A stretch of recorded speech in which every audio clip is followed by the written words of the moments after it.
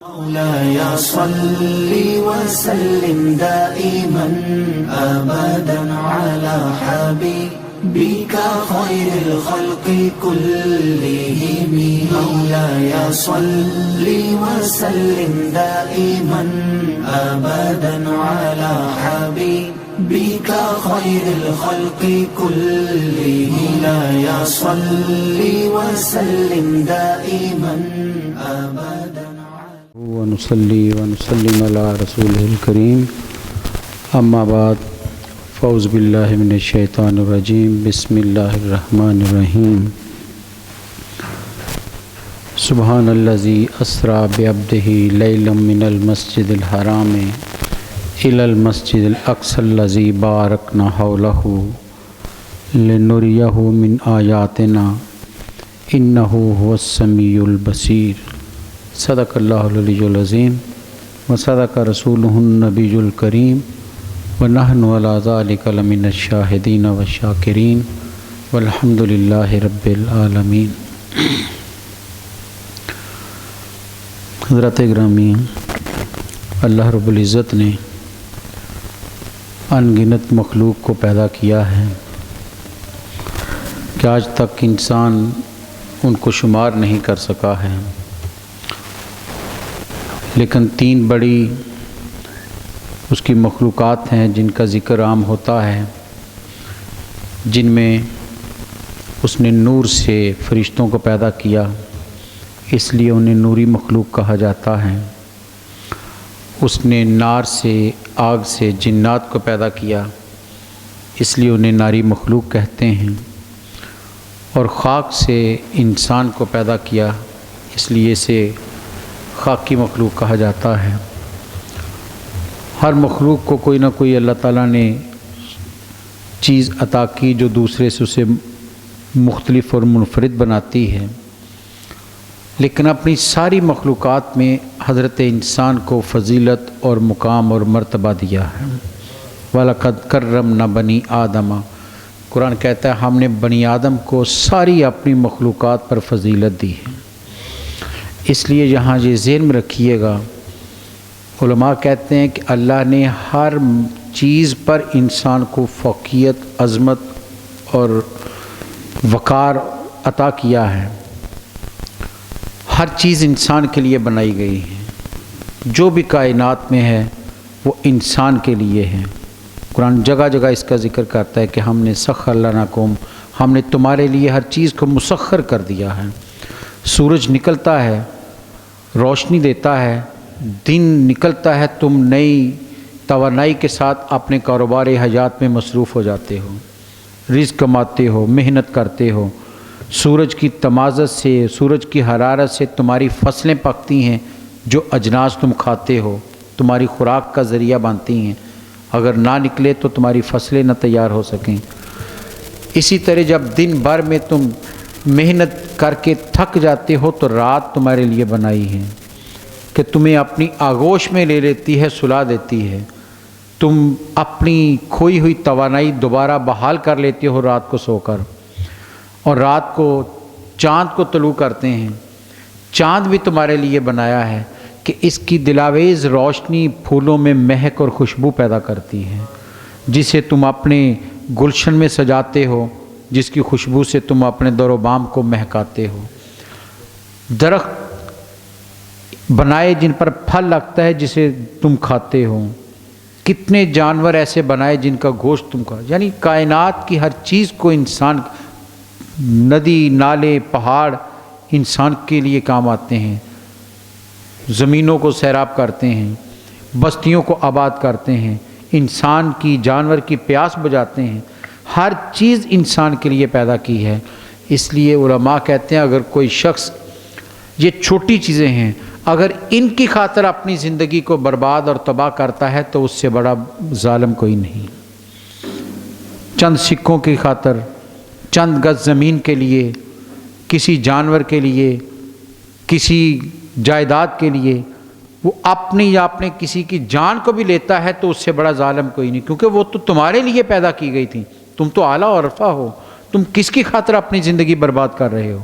تمہیں تو اپنی زندگی اس پر قربان کرنی ہے جو سب سے اعلیٰ ہے.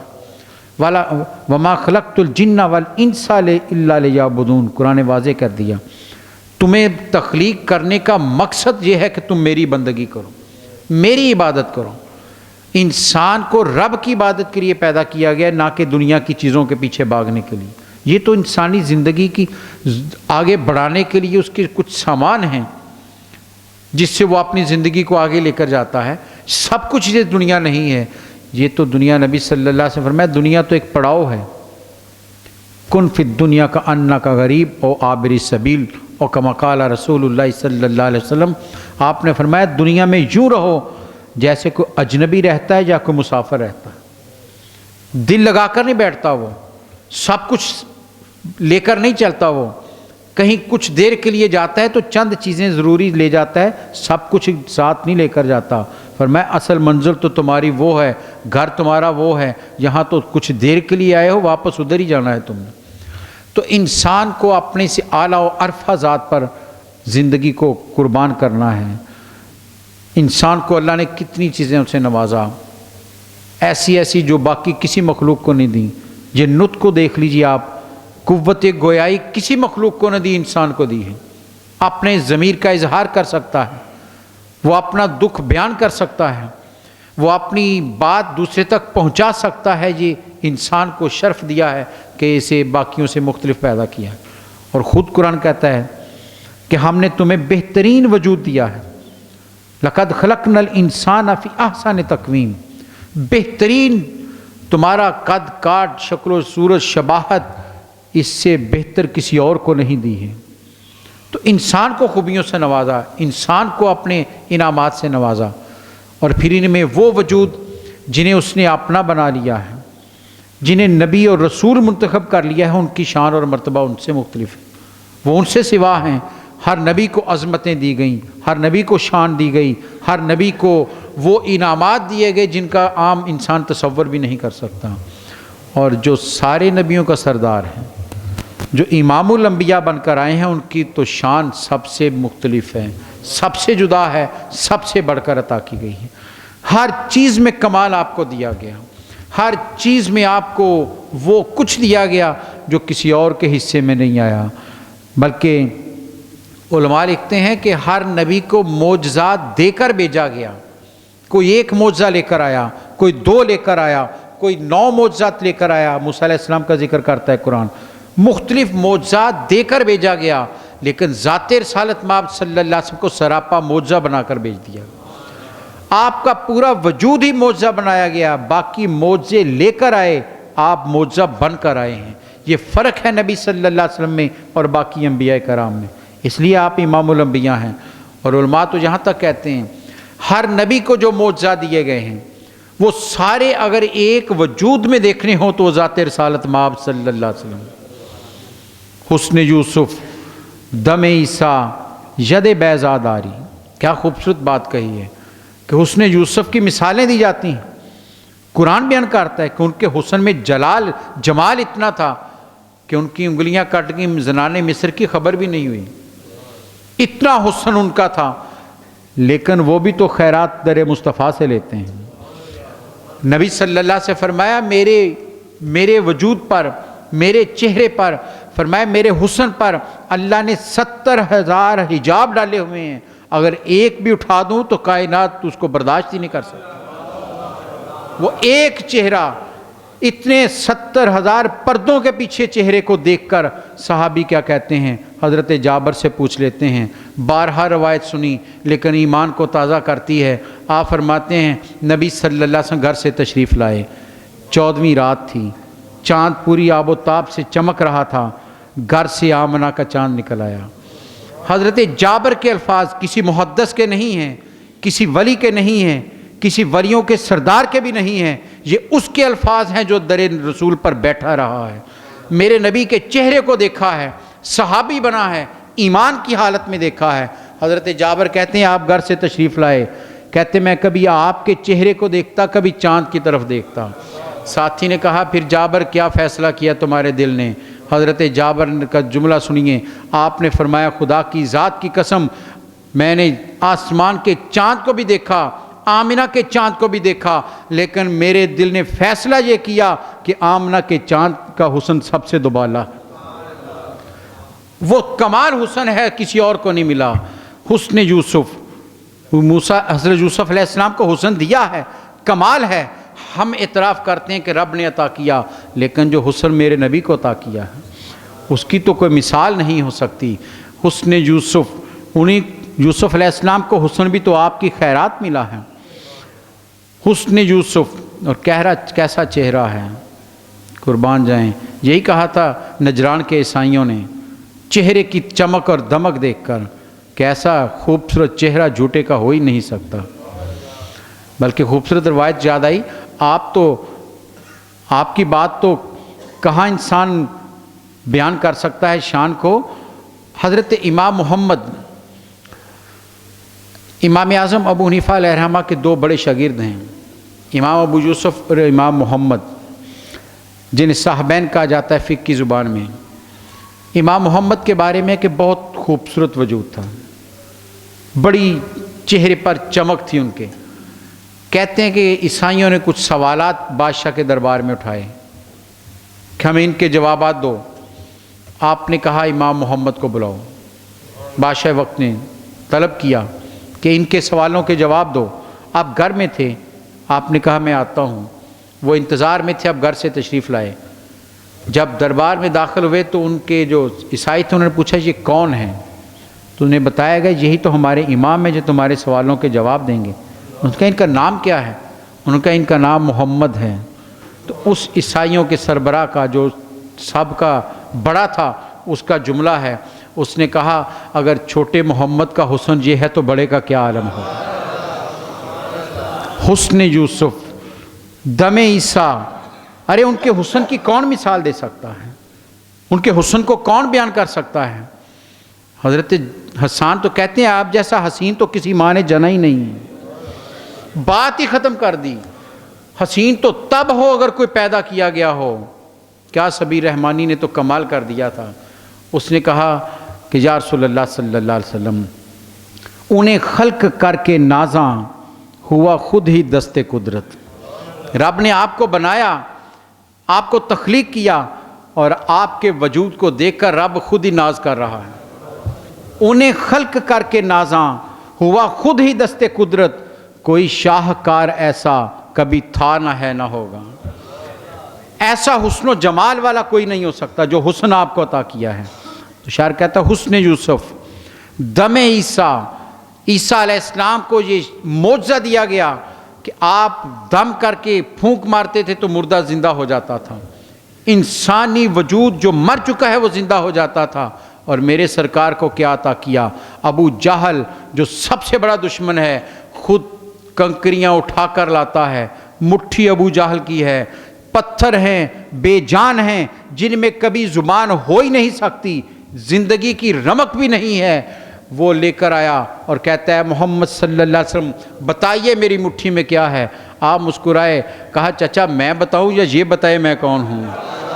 اس نے کہا یہ تو بڑی عجیب بات ہے۔ آپ نے اشارہ کیا، ابو جہل کی بند مٹھی میں کنکر میرے نبی کا کلمہ پڑھ رہے ہیں، بتائیے زندگی بخشی یا نہیں بخشی؟ مولا علی شیر خدا فرماتے ہیں کہ مکہ میں میں نبی صلی اللہ علیہ وسلم کے ساتھ جب آپ نکلتے تو میں بھی کبھی ساتھ چلا جاتا، چھوٹا تھا۔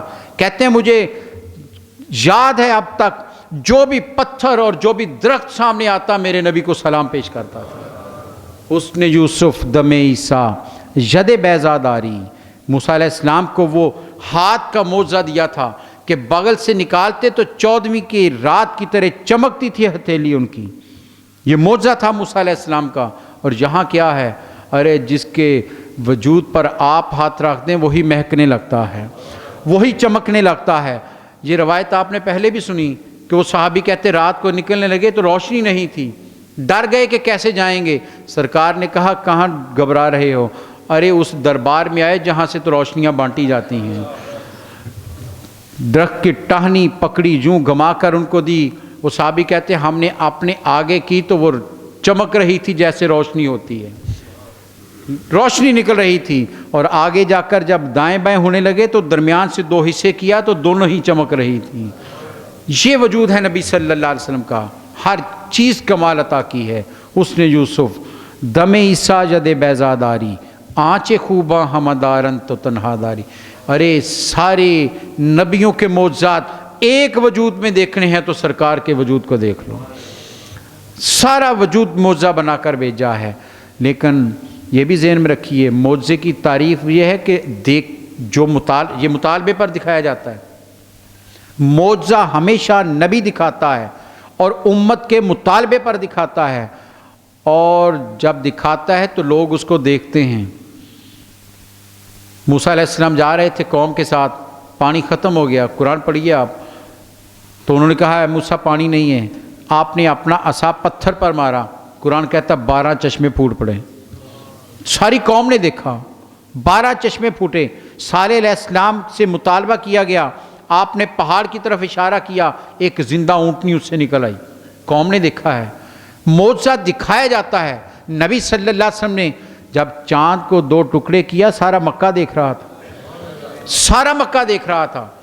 ایک یہودی آپ کے پاس ہے، آپ جا رہے تھے، ایک یہودی نے راستے میں روک لیا، کہنے لگا اے محمد صلی اللہ، اگر آپ نبی ہیں تو مجھے کوئی معجزہ دکھائیے۔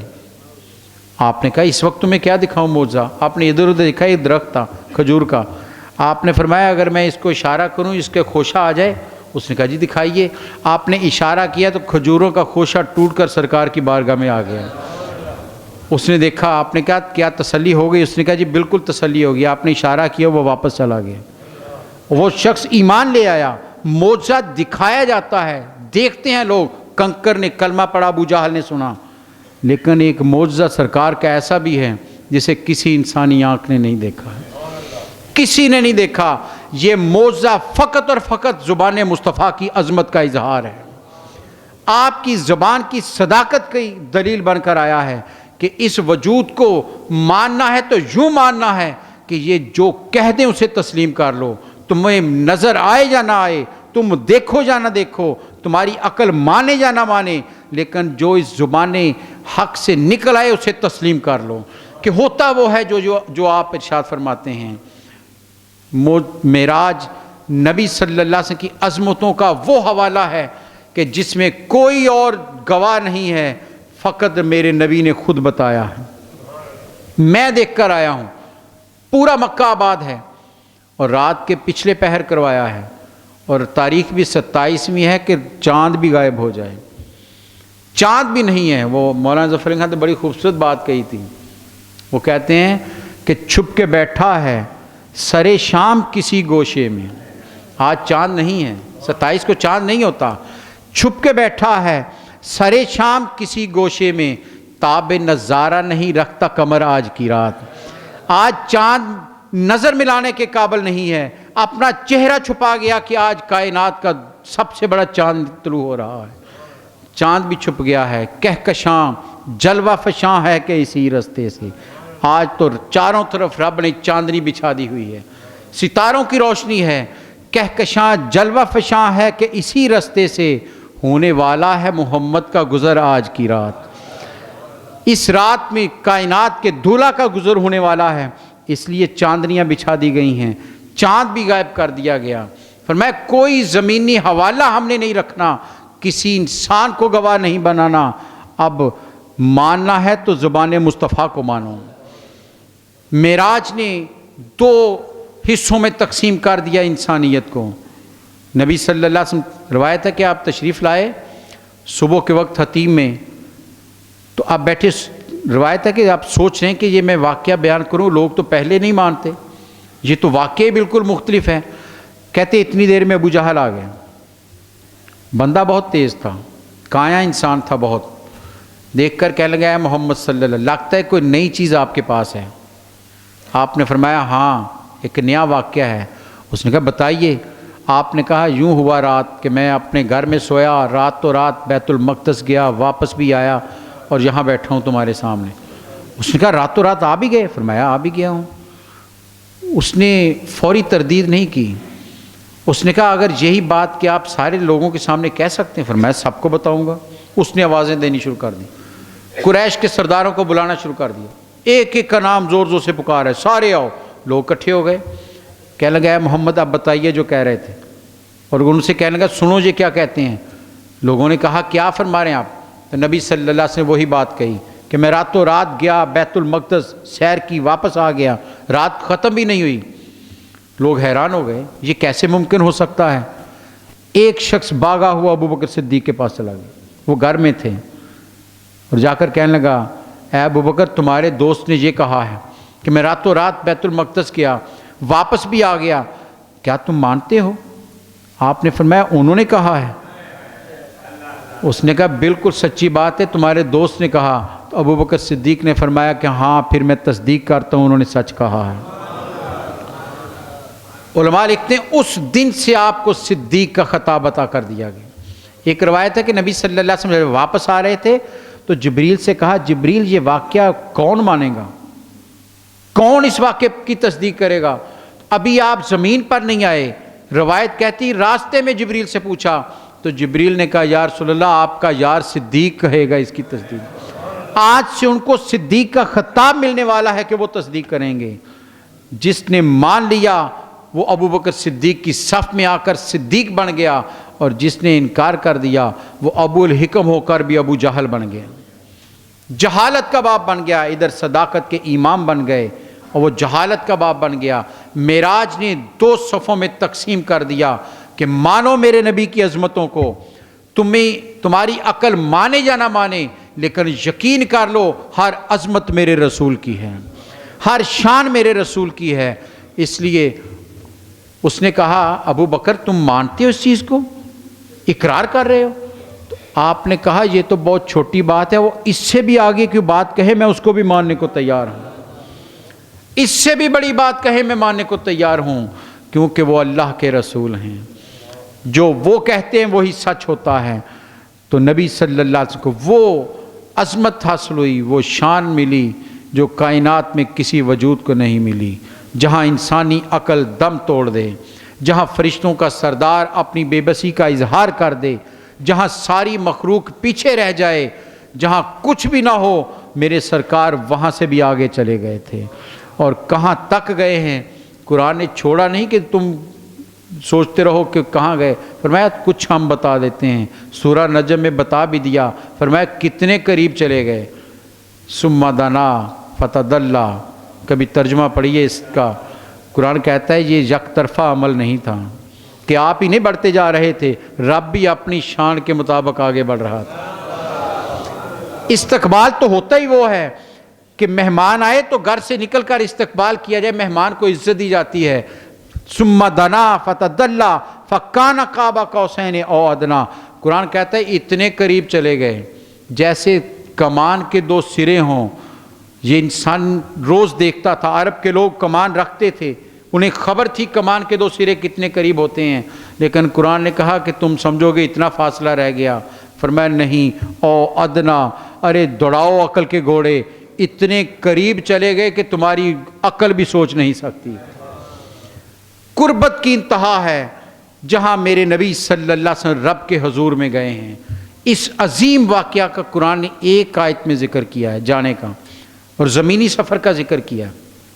معراج کے 2 حصے ہیں، پہلا زمینی ہے، دوسرا آسمانی سفر ہے۔ زمینی سفر کا حوالہ اس آیت میں دیا گیا ہے، اور اس کی ابتدا قرآن نے بڑی خوبصورت کی ہے۔ واقعہ رب بیان کر رہا ہے، اللہ کی ذات اپنی نبی کی شان خود بیان کر رہی ہے۔ ذرا سوچئے ہم سب مل کر شان بیان کریں تو کتنی بڑھا سکتے ہیں، ارے جب رب ان کی شان بیان کر رہا ہے، رب ان کی عظمتوں کے قصیدے بیان کر رہا ہے۔ فرمایا سبحان الذی، لفظ سبحان سے آغاز کیا ہے، اور علماء لکھتے ہیں سبحان کو ابتدا میں لانے میں حکمت کیا تھی، کیوں کہا یہ کہ سبحان؟ فرمایا اس لیے کہ قیامت تک جو جو انسانی عقل میں فطور، سوال، وہم، اندیشے، شک آ سکتے ہیں، رب نے ایک لفظ میں سب کا جواب دے دیا۔ فرمایا کیا اعتراض کرو گے؟ کیسے گئے؟ بندہ کیسے چلا گیا؟ انسان ہے، اٹھ کیسے گیا؟ فرمایا ایک رات میں سفر کیسے کر لیا؟ واپس بھی آ گئے، کیسے ہو گیا؟ سوچتے رہو گے، تمہاری عقل سوال کرتی رہے گی، شک کرتے رہو گے، لیکن آؤ ایک لفظ پر غور کر لینا، جو لے کر جا رہا ہے وہ کون ہے؟ وہ سبحان ہے۔ اور سبحان کے معنی علماء نے سب نے یہ کیے ہیں. سبحان کے معنی ہے کہ ہر عیب سے پاک، ہر کوتاہی سے پاک، ہر کمی سے پاک، ہر خامی سے پاک. ارے رب تو وہ ہے جو ہر خامی سے پاک ہے. اس رب نے معراج کرائی ہے تو کیا تم سمجھتے ہو وہ نہیں کروا سکتا؟ اگر یہ سوچتے ہو تو یہ تو رب کی شان کی توہین ہے. تم رب پر اعتراض کر رہے ہو، نبی کی عظمت نہیں جٹلا رہے، تم رب کی شان میں اعتراض کر رہے ہو، رب کا انکار کر رہے ہو. فرمایا سبحان الذی، پاک ہے وہ ذات. کیا کیا اس ذات نے؟ الذی، جس نے اسرا، جو لے گئی. اور اسرا کے لفظ کے اندر رات کا سفر ہے. جو رات کو سفر کیا جاتا ہے اس کے لیے لفظ اسرا استعمال کیا جاتا ہے کہ رات کے لیے سیر کو لے گئی. کسے لے گئی؟ قرآن نے یہ بھی بیان کر دیا، بے عبدہ، اپنے بندے کو لے گئی. علماء نے لکھا یہاں رسول کیوں نہیں کہا؟ اپنے رسول کو لے گئی. اعلان تو کر چکے ہیں، تقریباً 10 سال ہو گئے اعلان نبوت کیے ہوئے. قرآن نے کیوں نہیں کہا کہ اپنے رسول کو لے گئی؟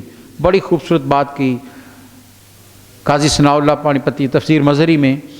وہ لکھتے ہیں کہ رسول اللہ کی طرف سے انسانوں کی طرف آتا ہے، اور یہاں عبد اس لیے استعمال کیا کہ بندہ رب کی طرف جاتا ہے. رسول رب کی طرف سے آتا ہے. پڑھ لیجئے پورا قرآن، جس بھی نبی یا رسول کا ذکر آیا ہے وہ آیا کہ ہم نے بھیجا، جاؤ تبلیغ کرو، ہم بھیج رہے ہیں. لیکن عبد وہ ہے جو اپنے معبود کی طرف جاتا ہے، اس لیے عبد کا ذکر کیا. اور ایک بڑی خوبصورت روایت نقل کی ہے ایک مفسر نے.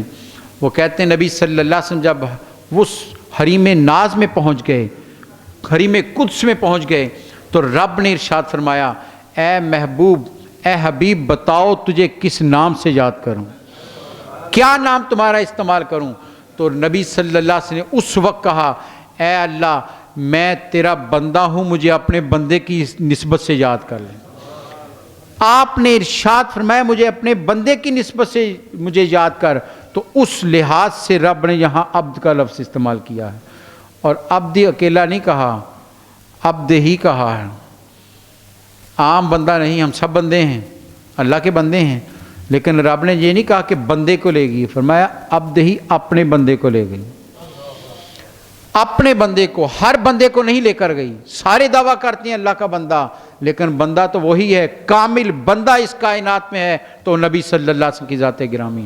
اس لیے فرمایا بے عبد ہی، اپنے بندے کو لے گئی. یہی کہا تھا نا کہ عبد دیگر، عبدہ چیزیں دیگر.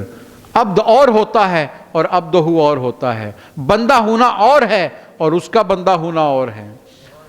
جسے وہ خود کہے میرا بندہ ہے، اس کی عظمتوں کا کون اندازہ کر سکتا ہے؟ کون ہے جو اس کی عبدیت پر کوئی ناپ سکے؟ وہی تو ایک وجود ہے جس نے عبد ہونے کا حق ادا کیا ہے. وہی تو حق ادا کیا یا نہیں کیا؟ نبی صلی اللہ علیہ وسلم فرماتے ہیں جب میں رب کی بارگاہ میں پہنچ گیا تو فرمایا میں نے رب کے سامنے سر سجدے میں رکھ دیا. سر سجدے میں رکھا. پوچھا یا رسول اللہ پھر؟ فرمایا میں نے سر سجدے میں رکھا، اٹھانا بھول گیا. پوچھا یا رسول اللہ پھر نبی صلی اللہ علیہ وسلم فرمایا یہ ہے عبد، کامل عبد اسے کہتے ہیں. یہ ہے اللہ کا وہ عبد جس کا ذکر قرآن کر رہا ہے کہ تم تو دعوے کرتے ہو، دیکھو ہمارا عبد عبادت کیسے کرتا ہے. فرمایا آپ نے فرمایا میں نے سر سجدے میں رکھ دیا، نہیں اٹھایا. رب خود پکارا ارفع راسک یا محمد، اے پیارے سر کو اٹھا لیجیے. اب عبد یہ ہے کہ سر رکھ دے اور معبود خود کہے کہ سر کو اٹھاؤ. اور سورہ مزمل پڑھتے ہیں آپ، قرآن نے اس کی تصدیق کی ہے. قم اللیل الا قلیل، ساری رات پہ قیام میں کھڑے رہو. رب نہیں کہے گا تھوڑی عبادت کی ہے. لیکن حبیب کی شان کیا ہے؟ رب کہتا ہے حبیب تھوڑی رات کو آدھا کر لیجئے اور تھوڑا کر لیجئے. رب قیام کو تھوڑا کرنے کا کہہ رہا ہے کہ عبدیت کی انتہا کر دی ہے سرکار نے. وہ بندگی اختیار کی ہے کہ رب نے آپ کے اس لقب کو، اس نام کو قرآن میں بیان کیا. فرمایا ہم اپنے بندے کو لے گئے. بندہ ہمارا ہے، لے جانے والا رب ہے. کون ہے جو درمیان میں رکاوٹیں ڈال سکتا ہے؟ کون ہے جو ان کی شان کو کا انداز کہے کہ یہ تھوڑی ہے؟ میں لے گئے اپنے بندے کو لیلن، پھر لیل کا لفظ لے کر آئے. رات کے مختصر ترین حصے میں، ساری رات نہیں ہے، فرمایا رات ساری نہیں ہے، رات کے ایک حصے میں لے کر گئے ہیں، اور پھر کہاں سے کہاں تک لے گئے قرآن نے یہ بھی بتا دیا۔ فرمایا من المسجد الحرام الی المسجد الاقصی، مسجد حرام سے مسجد اقصی تک لے گئے ہیں، اور مکے سے مسجد اقصی بہت دور ہے۔ جب آپ نے یہ بیان کیا تو مکے والے کہنے لگے آپ تو کبھی گئے نہیں، آپ تو آج تک کبھی مسجد اقصی نہیں گئے، اچھا آپ گئے ہیں تو بتائیے اس کی بارے میں ہمارے سوالوں کے جواب دیجیے، ہم مسجد اقصی کے بارے میں نشانیاں پوچھتیاں بتائیے تاکہ پتہ چلے آپ ہو کر آئے ہیں۔ آپ نے فرمایا پوچھو۔ حدیث کہتی ہے رب نے بیت المقدس کو حکم دیا جاؤ میرے سرکار کے سامنے کھڑے ہو جاؤ۔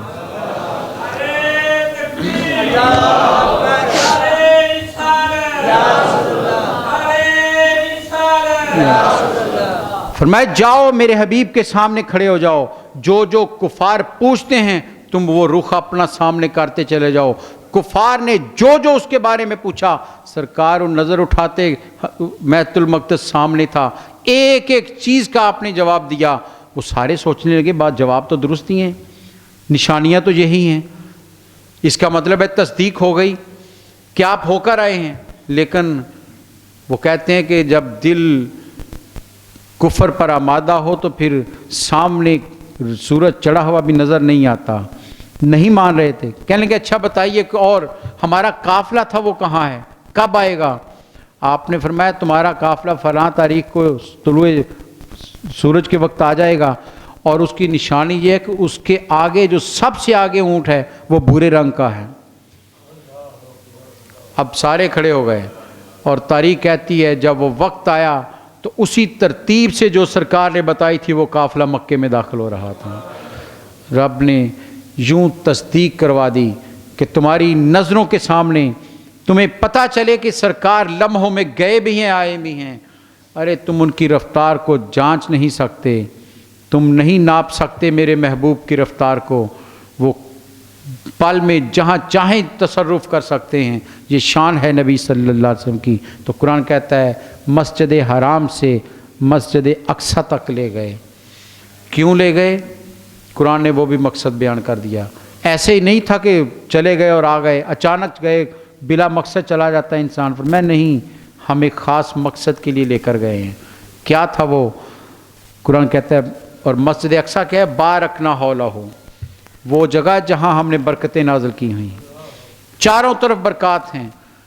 علماء کہتے ہیں اس میں سب سے بڑی برکت تو یہ ہے کہ اکثر نبیوں کا قبلہ وہ رہا ہے۔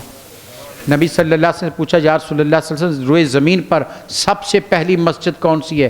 آپ نے فرمایا مسجد حرام کعبہ۔ فرمایا یا رسول اللہ اس کے بعد؟ فرمایا دوسری مسجد اقصی ہے جو دنیا میں بنائی گئی ہے۔ اکثر نبیوں کا قبلہ وہاں پر ان کی قبور ہیں، فرمایا برکتیں نازل کی ہوئی ہیں۔ اور دوسری چیز جب آپ وہاں پر پہنچے ہیں تو سارے نبی وہاں پر موجود تھے۔ قرآن کہہ رہا ہے کہ برکت تو ہوتی نبی کے وجود سے ہے۔ 1,24,000 جتنے نبی یا رسول آئے تھے ہم نے سارے برکت کے مرکز وہاں پر اکٹھے کر دیے تھے تاکہ ساری برکتیں وہاں آ جائیں، اور پھر ان سب کا امام بھی وہاں پر آ جائے اور نماز پڑھائے۔ فرمایا لے گئے برکتیں جہاں ڈالی تھیں، لِنُرِيَهُ مِنْ آیَاتِنَا۔ قرآن جانے کا مقصد لِنُرِيَهُ مِنْ آیَاتِنَا، تاکہ ہم انہیں اپنی نشانیاں دکھائیں۔ اپنی نشانیاں جو تھیں وہ ان کو دکھانا مقصود تھا۔ اور علماء کہتے ہیں اس آیت ساری کو پڑھیے، سب میں اللہ نے سیغہ اپنی طرف رکھا ہے۔ نبی صلی اللہ علیہ وسلم کی نہیں کہا کہ وہ گئے، موسیٰ علیہ السلام کوہ طور پر گئے، قرآن ذکر کرتا ہے کہ موسیٰ علیہ السلام کوہ طور پر گئے۔ ابراہیم علیہ السلام جب قوم سے نکلے تو وہاں کہا تھا کہ میں رب کی طرف جا رہا ہوں، خود جانے کا ذکر کیا۔ لیکن یہاں پر نبی صلی اللہ علیہ وسلم نے نہیں فرمایا میں گیا، فرمایا ہم لے گئے اپنے بندے کو، ہم دکھانا چاہتے تھے، ہم سیر کرا رہے تھے۔ اب سوچئے کیا رب اتنی طاقت اور شان بھی نہیں رکھتا کہ اپنے حبیب کو دکھا سکے؟ اس لیے ہمارا ایمان ہے کہ یہ معراج جسمانی معراج ہے، اگر خواب میں ہوتا تو کوئی انکار بھی نہ کرتا، کوئی انکار نہ کرتا کہ خواب میں ہر چیز ممکن ہوتی ہے۔ سرکار اپنے وجود کے ساتھ گئے ہیں، اس جسم اطہر کے ساتھ گئے ہیں اور ساری کائنات کی سیر کر کے واپس لوٹے ہیں۔ بتانا یہ بھی تھا جو اعلیٰ حضرت نے کہا ہے کہ لوگوں تم ادھر ادھر بھٹک رہے ہو، آؤ تم ایک نقطہ اس معراج کا یہ بھی بتا دوں۔ کیا ہے وہ؟ کہ جان ہے وہ جہان کی، جان ہے تو جہان ہے۔ جان کائنات میرے نبی صلی اللہ علیہ وسلم ہیں۔ جب آپ گئے تو زمین اس جہان وہی ٹھہر گیا، پانی وہی رک گیا، چٹخنی وہی ہل رہی تھی، ایک لمحہ بھی آگے نہیں بڑھا۔ جب آپ واپس آئے ہیں تو کائنات متحرک ہو گئی، کائنات چلتی میرے نبی کے دم سے ہے، کیونکہ اس کائنات کی جان نبی صلی اللہ علیہ وسلم کی، آپ کی وجود ہیں جو جان کائنات ہیں۔ اس لیے جب آپ آسمانوں کو گئے تو زمین ٹھہر گئی، جب واپس آئے تو زمین رواں دواں ہو گئی۔ یہی معراج کا فلسفہ ہے۔ اپنی زندگیاں متحرک کرنا چاہتے ہو، اپنی زندگی کو بقا دینا چاہتے ہو، اپنی جان کو دائمی بنانا چاہتے ہو تو در مصطفیٰ کی غلامی لے لو، دامن مصطفیٰ کو تھام لو۔ جس نے اس در کی غلامی کی ہے وہ دنیا سے بظاہر جا کر قبر میں بھی چلا گیا، لیکن آج بھی لوگوں کے دلوں میں زندوں کے زیادہ زندہ ہے۔ وہ داتا علی اجمیری ہوں، خواجہ معین الدین چشتی اجمیری ہوں، بابا فرید ہوں، سلطان باہو ہوں، وہ ایک بھی کسی ایک کا ذکر کر لیں، جو در نبی کا غلام ہو گیا وہ امر ہو جاتا ہے۔ آئیے نبی صلی اللہ علیہ وسلم کی عظمتوں کو دلوں میں بٹھائیں، ساری عظمتیں انہی کی ہیں۔ بڑا خوبصورت شعر ہے تو مولانا کوثر نیازی کا، لیکن کمال بات کہہ گئے ہیں۔ وہ کہتے ہیں کہ آپ جب معراج کو پہنچے، جبریل لے کر گیا تھا، پیچھے ٹھہر گیا، آگے اب آپ جا رہے ہیں، تو آپ کی شان اور عظمت کو دیکھ کر اس کے دل میں بھی خیال آیا ہوگا۔ کیا سوچا ہوگا اس نے کہ نبی صلی اللہ علیہ وسلم لے کر میں آیا، اب آپ سب سے آگے جا رہے ہیں، کہ ان کی عظمت کی جھلک دیکھ کے معراج کی شب، آقا کریم صلی اللہ علیہ وسلم کی عظمت کی جھلک دیکھ کر معراج کی رات، ان کی عظمت کی جھلک دیکھ کے معراج کی شب، تب سے جبریل کی خواہش ہے بشر ہو جائے۔ وہ بھی کہتا ہے میں اس نبی کا امتی بن جاؤں، ان کی غلامی میں آ جاؤں۔ وہ شان نبی صلی اللہ علیہ وسلم کو اللہ نے عطا کی ہے۔ اللہ تعالیٰ ہمیں آپ کی شان بیان کرنے کی توفیق عطا فرمائے۔ زبان کھلے تو آقا کی ثنا میں، سوچیں تو انہی کی عظمت کو، اور جب آنکھیں بند ہوں تو انہی کا نام نامی اس میں گرامی زبان پر ہو۔ میں سو جاؤں یا مصطفیٰ کہتے کہتے، کھلے آنکھ صلی اللہ کہتے کہتے۔ وآخر دعوانا الحمدللہ رب العالمین۔ مولاي صل وسلم دائما أبدا على حبيبك